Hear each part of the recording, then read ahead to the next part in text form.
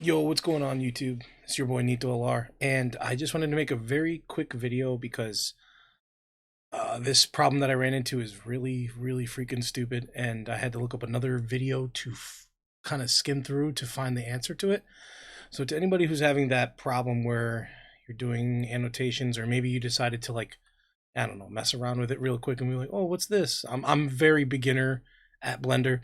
Anyways, what you're gonna do is this button here. If you just hold it down and go to annotate eraser, then you can use that to erase those pen marks because they're freaking annoying. And I tried to, like, Google a shortcut, and they gave me like three options, but I don't know, for some reason they were just hard to follow.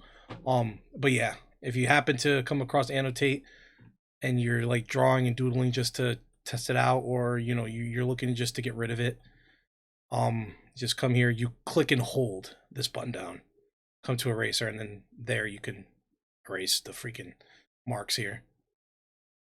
Alrighty guys, hopefully that helped. I'm so sorry that I had to create a video for this, but I was also seeking the answer to it too. Anyways guys, have a great day. Bye.